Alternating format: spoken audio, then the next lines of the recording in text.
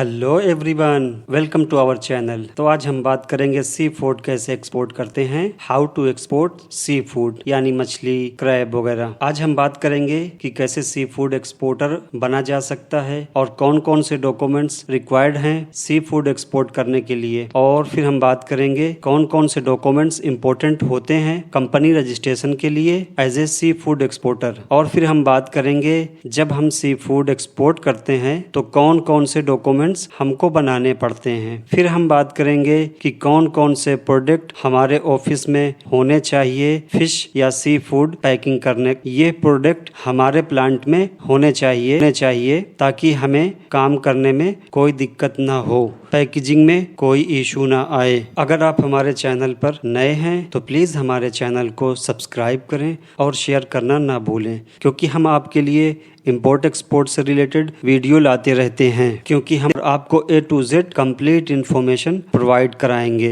तो चलिए वीडियो को स्टार्ट करते हैं। सबसे पहले हम बात करेंगे कैसे सी फूड के एक्सपोर्टर बने और कौन कौन से रास्ते होते हैं जिनसे हम सी फूड के एक्सपोर्टर बन सकते हैं। सबसे पहले आप या तो मैन्युफैक्चरर हो सकते हैं या मार्चेंट एक्सपोर्टर बन सकते हैं। इनके अलावा भी सी फूड एक्सपोर्ट करने की कुछ और कैटेगरी हैं जिनको आप चूज कर सकते हैं, बट नॉर्मली हमारी कंट्री में या तो मैन्युफैक्चरर या मार्चेंट एक्सपोर्टर होता है। तो नॉर्मली हम इन्हीं दोनों टॉपिक पर आज बात करेंगे। सबसे पहले हम आपको बताना चाहते हैं कि मरीन प्रोडक्ट क्या होता है, मरीन प्रोडक्ट में कौन कौन सी चीज परमिटेड है एक्सपोर्ट करने के लिए और कौन सी परमिटेड नहीं है। अब हम बात करेंगे कि मैन्युफैक्चरर और मार्चेंट एक्सपोर्टर में क्या डिफरेंस होता है। मैन्युफैक्चरर जिसके पास प्रोसेसिंग प्लांट हो जो गवर्नमेंट की तरफ से अप्रूव हो सी फूड को हैंडल करने के लिए और पैकिंग करने की सारी फैसिलिटी अवेलेबल हो।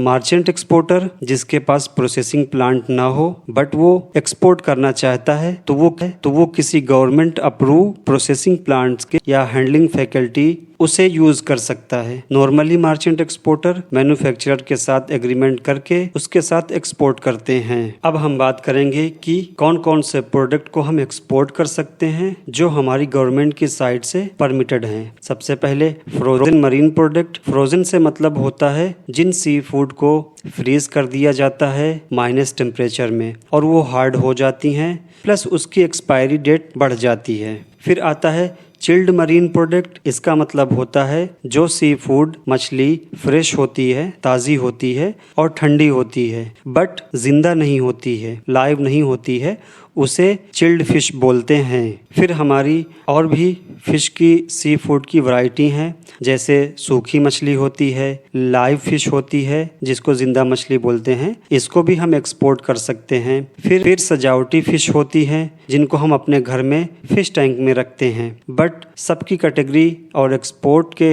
जो डॉक्यूमेंट्स होते हैं वो डिफरेंट होते हैं। नॉर्मली हमारी कंट्री से फ्रोजन और फ्रेश चिल्ड फिश ज़्यादा एक्सपोर्ट की जाती हैं। अब हम बात करेंगे कि कोई अगर सी फूड एक्सपोर्ट करना चाहता है तो कौन कौन से डॉक्यूमेंट्स होने चाहिए। सबसे पहले आपको बता दूं कि कंपनी रजिस्ट्रेशन का कंप्लीट प्रोसेस ऑलरेडी हमने अपने लास्ट वीडियो में किया हुआ है, तो प्लीज़ आप हमारे लास्ट वीडियो को देखें कि कंपनी रजिस्ट्रेशन कैसे होता है और कौन कौन से डॉक्यूमेंट्स बनवाने पड़ते हैं, और आप अपनी कैपेसिटी के हिसाब से कंपनी रजिस्टर्ड करा सकते हैं। लिंक डिस्क्रिप्शन में मेंशन है। सी फूड एक्सपोर्ट करने के लिए सबसे इम्पोर्टेंट डॉक्यूमेंट्स होता है एम्पेडा। एम्पेडा मीन्स RCMC ये होता है जो मैंडेटरी होता है और इसको हमारी export promotion council of India issue करती है। इसके बिना हम एक्सपोर्ट नहीं कर सकते हैं सी फूड कैटेगरी के किसी भी प्रोडक्ट को या मरीन प्रोडक्ट को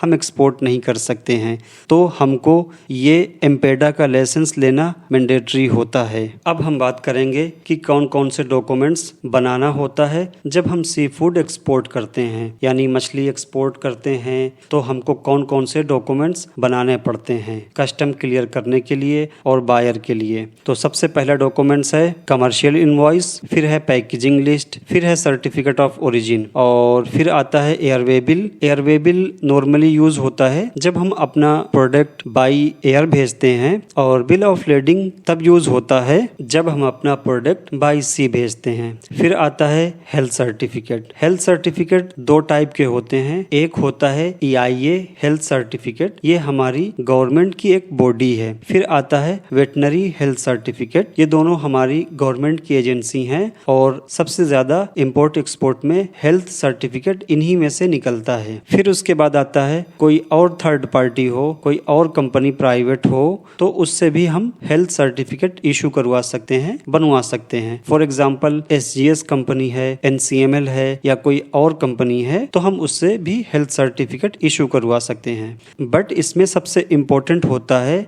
कि हमको बायर की कंट्री के अकॉर्डिंग हेल्थ सर्टिफिकेट इशू करवाना होता है।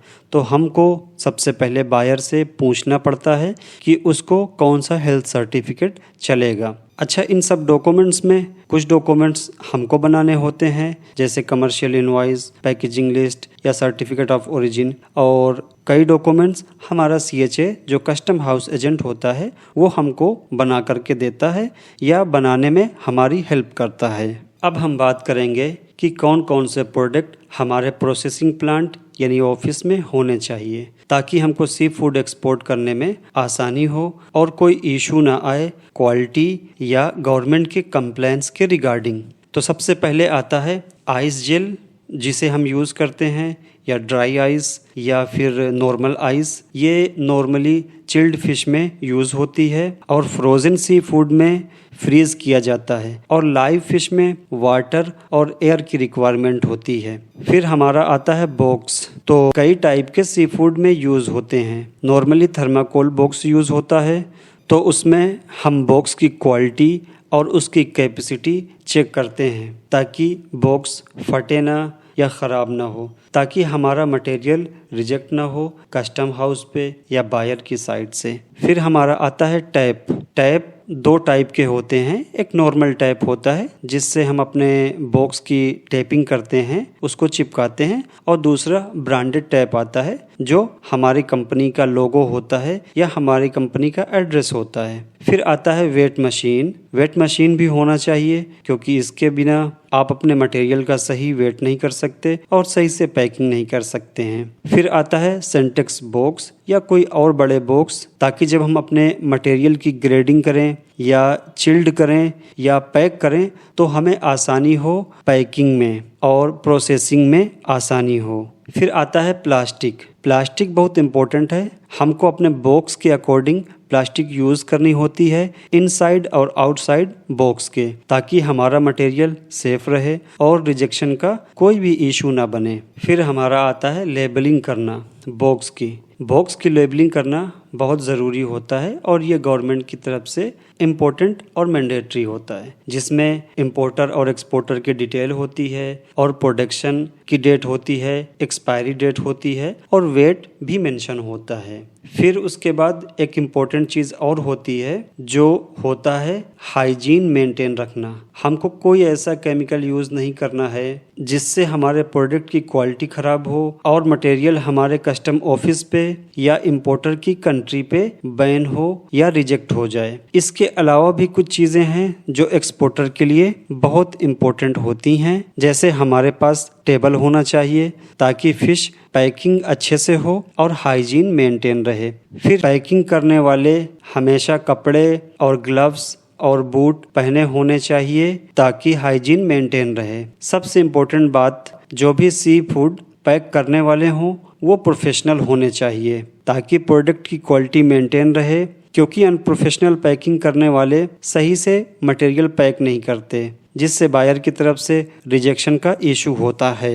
उम्मीद करता हूँ कि वीडियो अच्छा लगा होगा। इंपोर्ट एक्सपोर्ट से रिलेटेड इन्फॉर्मेशन के लिए प्लीज़ हमारे चैनल को सब्सक्राइब करें, और अगर आपके पास कोई क्वेरी हो तो हमें कमेंट में या मेल कर सकते हैं, हम रिप्लाई करेंगे। और अगर आप राइस एक्सपोर्ट की A to Z इन्फॉर्मेशन चाहते हैं तो प्लीज़ हमारे लास्ट वीडियो को देखें, उसमें पूरी इन्फॉर्मेशन अवेलेबल है A to Z और लिंक डिस्क्रिप्शन में मेंशन है। Thank you for watching this video.